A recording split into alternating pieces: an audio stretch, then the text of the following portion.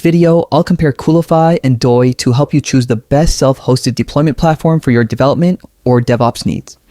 I'll cover platform overviews, pricing, and key features so you can decide which one fits your workflow best. Starting with Coolify, it's a modern, self-hosted platform that provides a user-friendly interface for deploying and managing applications.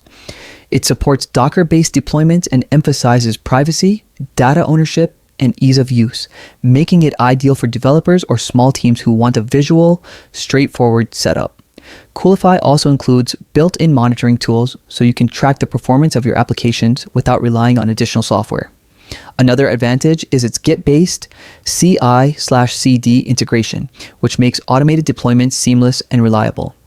Dokploy, on the other hand, is a free self-hosted platform as a service PaaS that simplifies deploying and managing applications and databases. It allows you to deploy multiple apps to single or multiple servers. Supporting various application types and database systems, Dokploy is great for teams managing complex containerized applications across multiple servers, offering a centralized dashboard and extensive platform integrations. It also gives more control over scaling, which is especially useful for projects with fluctuating traffic or microservices architectures. When it comes to pricing, both Coolify and Dokploy are free and open source. However, you'll need to cover server costs via a VPS provider like Hetzner or DigitalOcean, depending on your chosen infrastructure, so while the software itself is free, hosting is the main expense. Here's a simple guideline.